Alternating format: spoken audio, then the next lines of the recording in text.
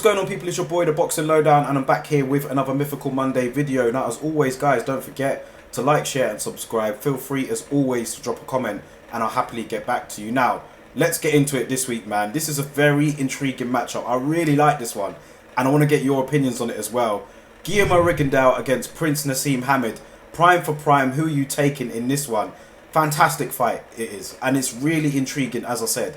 You know the old saying in boxing goes, styles make fights, right? Now, this is a classic example of that. Now, Prince Naseem Hamed really does need no introduction, does he? I mean, growing up, you know, for me and a lot of us based over here in the UK, people in my generation, growing up, Prince Naseem Hamed was once one of those fighters that you looked at as somebody, you just looked up to him, you know, and you ask a lot of guys, a lot of current fighters today, you ask them who inspired them or got them into boxing, a lot of them will say Prince Naseem Hamed. Now, of course, we had a lot of other very good fighters during that time as well. But Prince Naseem Hamed he had punching power, he had charisma, you know, he talked a good game and he delivered. He was world champion.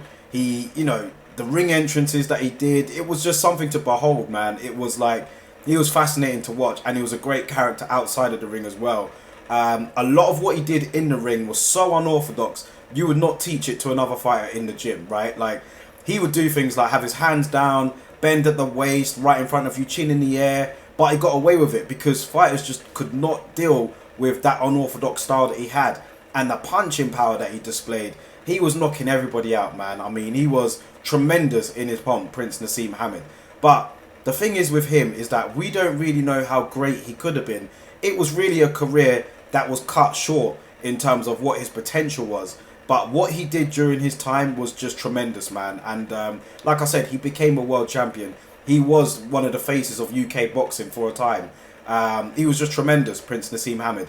But then he ran into Marco Antonio Barrera. You know, that fight right there, Naseem Hamed was expected to win.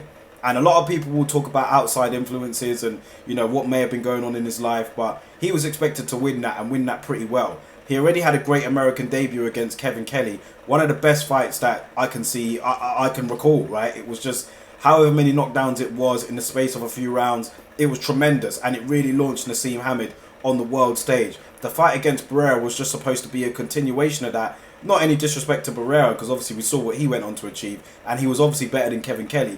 But Naseem Hamed was expected to win that fight and win it well, but he didn't. He got his ears boxed off. Barrera totally went against the run of play in terms of how he normally fought, and he boxed Prince Naseem Hamed's ears off. Like, it was a clinical performance from him. And then after that, we just didn't really see. Naseem Hamed came back for one more fight against Manuel Calvo, Spanish fighter, and it was literally it just wasn't the same, you know. And then after that, he retired, you know, like. So we feel a bit lost in terms of what Naseem Hamed offered and what he could have done in his career. But from when he was there, it was tremendous, right? And that brings me on to Guillermo Rigondeaux.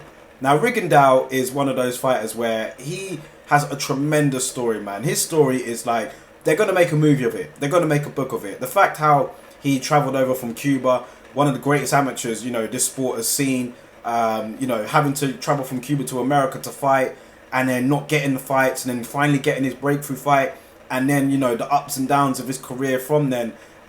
Even outside of the ring, some of the stuff he's had to go through, like when that, I think, what was it, like some cooker oil or something exploded and it went in his face, then you had to get surgery. This guy's been through a lot, man. He's been through the ringer, Guillermo Rigondeaux has, in his life. And as a boxer, he wasn't the most entertaining. Like, that's the thing you hear from a lot of his critics. Oh, he was boring, he wasn't entertaining. But this guy was a tremendous fighter, man. Just slick, punching power. And, you know, he was very defensive, you know, very, very defensive, but he made it work. Nonito Donaire, arguably his best performance that he ever had. Going into that, Nonito Donaire, Hall of Famer type fighter, right? He was the guy that was being pushed by the bigwigs in boxing to go far. Guillermo Rigondeaux wasn't supposed to beat Nonito Donaire, but he did, and he beat him well.